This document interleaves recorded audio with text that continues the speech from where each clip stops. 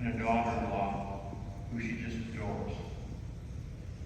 We raised 3 of our grandkids, and she finally got the girl she wanted times 2. She taught them how to be polite, show respect, earn respect, and work to earn what you want. They are fine young ladies and gentlemen. We took the kids to Disneyland, and as the girls got older, she and the girls would go to Reno and Vegas, where she taught them how to play the slides. In later years, our slots and locations, trips that they all loved. In the later years, as her health issues decreased, granddaughters would watch over her, make sure she took care of herself on these trips. I spent some time in Wyoming. When I was in Wyoming, she started to buy Starbucks, and with the amount she had spent, I thought maybe we were becoming part owners. She made many friends at Starbucks over the years, and when I came in for a visit, she introduced me as my husband. I became known as Jeannie's husband for a long time. I never had to place her order. They always knew what she wanted. She volunteered for 14 years for the Federal Way Hawks football league. She was their barbecue lead, and she made everlasting friendships with all the players and the parents and the coaches. She made a hamburger that the opponent's team's coaches and parents couldn't wait to play the Hawks just to get one. She was known as Mama or Grandma Jeannie to our grandkids' friends and the Hawk players. She didn't hesitate to scold them. She didn't hesitate to praise them, and they earned it. They all loved her. She wasn't afraid to confront more than once. She wasn't afraid to confront anybody to protect her kids, grandkids, and the kids from the Hawks. And Sean had to step in more than once to protect her. He spent the last years fighting civil health issues that proved how tough she was. She would fight her way back when she suffered a setback. During this time, we used humor to help both of us get through these trying times. But the time came, she just couldn't fight anymore. I can't express my love enough for her and how she made my life whole. I know that she'll be looking over us, and I'm sure I will feel her presence when she wants to set me in the right direction. She was a wonderful and supporting family. She has now gone to be with her mom, her dad, and younger sister, Lord. Anyone who knows Jeannie knows she will have them shaped up within a week. I will always love you, Meg. Till we meet again.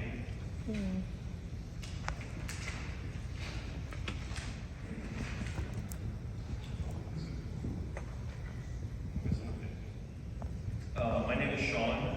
I'm Jeannie's youngest son. She made a lot of impact on people in her life. We've got her close family here, brothers and sisters, nephews, nieces. We got her Hawks family here. We have her Starbucks family here, which single shot coffee nut latte with a straw. And her Optimus family here.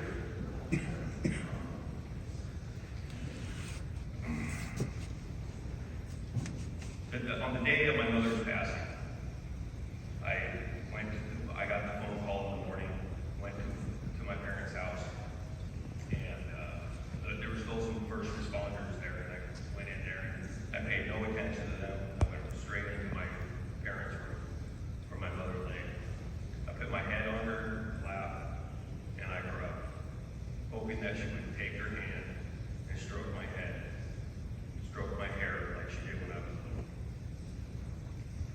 Going through pictures the last few weeks, I'll be back up.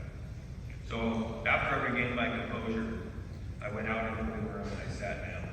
And my father came out there. And I've never seen my father cry. I've seen him with teary eyes. I've seen him sad, but never cry. And if anybody knows us and other men, we keep our emotions close. So I didn't know what to do. I've never encountered this before. So I just stood up and I hugged him. And we cried together. Going through pictures the last few weeks, I just saw how important family was to my mother. And, you know, when you think of your mom, she's just a mom. She's not a woman. She's your mother. And by looking at these pictures, my mom was a beautiful, beautiful woman. And how my dad was able to land her, I have no clue. He was punching way above his weight class. And my mom, she told me the story about how they met. And so I'm going to tell you guys here. So my mom was working at a burger place called Lindsay's up in Bellingham. That's where she lived. And my dad was working on a construction site out there for the company National he was working with. And they went in there with some coworkers one day for lunch. And one of the coworkers went up. This is how she told me, so we'll try to correct her. One of the coworkers went up to my mother and said, "Hey, that gentleman over there, Craig, is interested. He wants to go out with you." And she wasn't interested. And he responded with, "Hey, he has money. His dad owns the company." And she was even less interested. And my dad, not being one to step back on the challenge, was very persistent and finally wore her down to go out on a date. Does that sound familiar, Laura? I had to wear Laura down. And that, they would both agree that was the best thing that ever happened. And soon after, they got married. And there was a family of three. My father, my mother, and my brother. And they didn't want to have another child. And oops, an accident. And I say accident because they reminded me all the time it was an accident. And the other thing is they wanted a girl. They wanted me to be a girl. And when my mom finally gave birth to me, she said, they go, "It's a boy." And she said, "Put him back in. You told me it was going to be a girl." So I don't know who should be more upset about that. It's me or my mom. I don't know. My mom always fought through adversity. She got pregnant in high school, had a child, was a single mother, finished her high school education, and continued to work.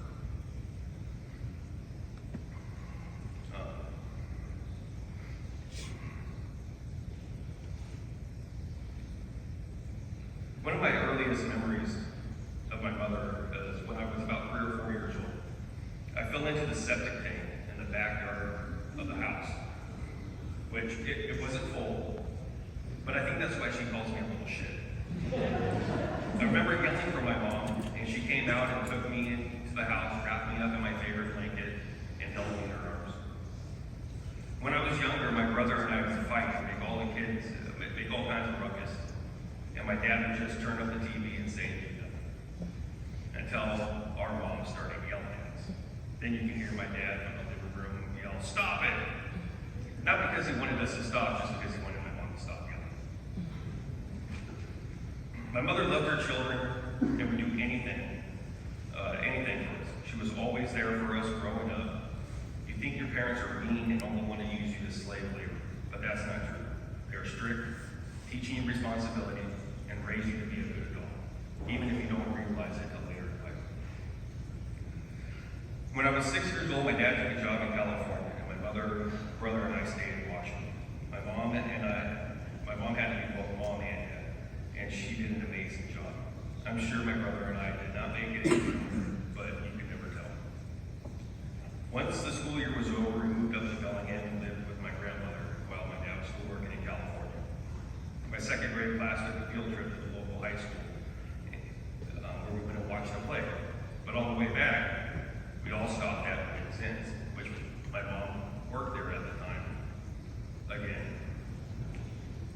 and bought us all ice cream cones. I was the coolest kid in the class. Every day after school, I would walk home, and I'd stop by Mother's and get something to eat. And eventually, my mom had to cut off certain menu items off the menu because I could really put the food down. She said, "I'm working here just to pay for you to eat."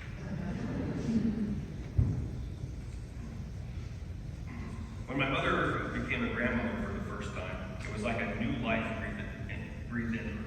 She loved her grandchildren deeply.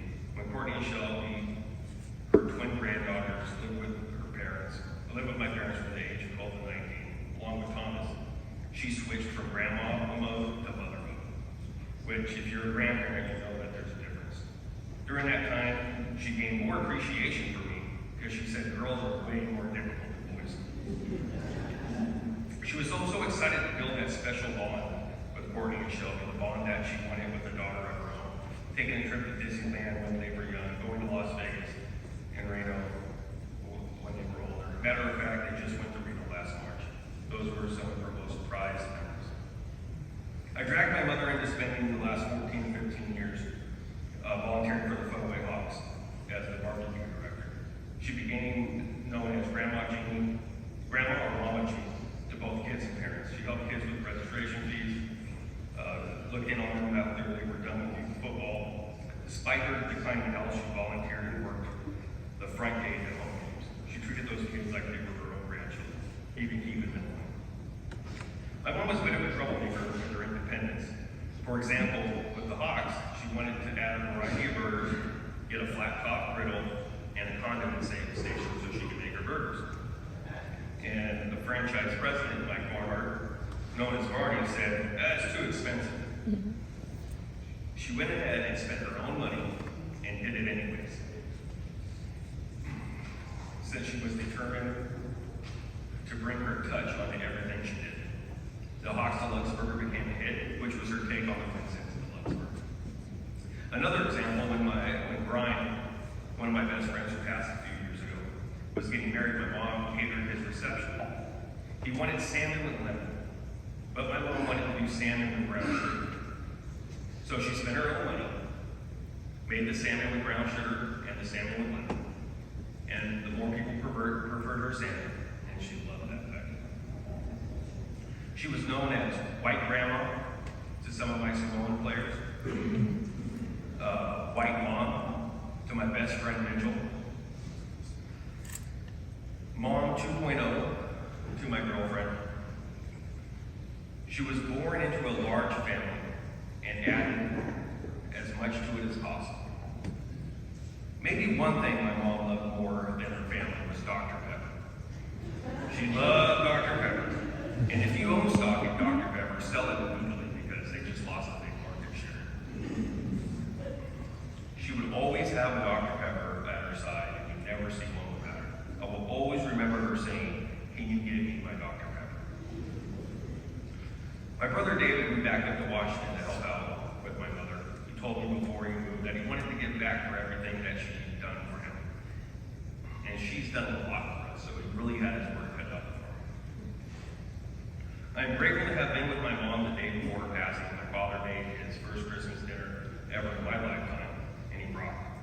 I sat next to my mom at the dinner table, where we just stared at each other, trying to antagonize each other.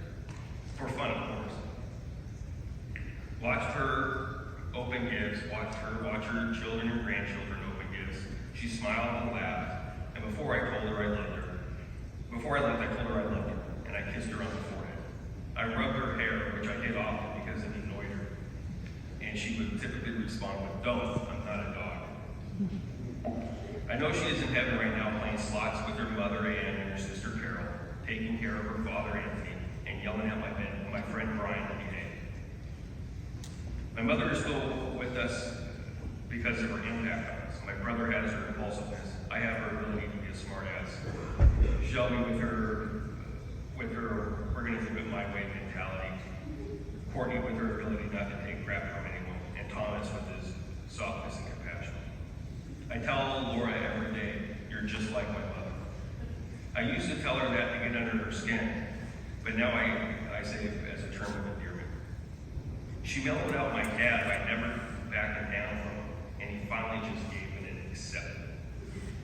My grandson, her grandson Clayton, whom unfortunately never got to spend a lot of time with his grandmother, but she loved him and talked about it often. My parents have been married for over 50 years. In that time, they've been good times and bad times, and my mother fought and persevered every day for her family until the very end. And I know if she could, she would still be here today, because she wasn't done fighting. She felt as long as she had her grandchildren and her children and her grandchildren, she needed to be different. But because of her, we are the way we are. I'd just like to thank everyone for coming today, listening to how important Jeannie Miller was to us, and she will always be loved and never forgotten. Thank you. For this momentary light reflection is producing for us an eternal weight of glory. Beyond all comparison, as we look not to what is seen, but to what is unseen. For what is unseen is transitory, but what is unseen is eternal. For we know that if our earthly dwelling, a tent, should be destroyed, we have a building from God, a dwelling not made with hands, eternal in heaven. The word of the Lord.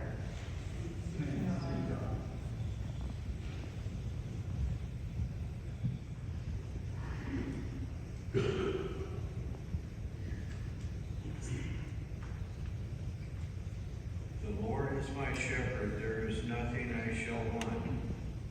The Lord is my shepherd, there is nothing I shall want. The Lord is my shepherd, there is nothing I shall want. In green pastures he makes me lie down. To the still waters he leads me to. He restores my soul. He guides me along the right path for the sake of his name. The Lord is my shepherd, there is nothing I shall want. Even though I walk through the valley of shadow of death, I will fear no evil, for you are with me. Your rod, your staff comforts me. The Lord is my shepherd, there is nothing I shall want. You should set a table before me in front of my enemies. You anoint my head with oil, my cup overflows. The Lord is my shepherd, there is nothing I shall want. Indeed, goodness and mercy will pursue me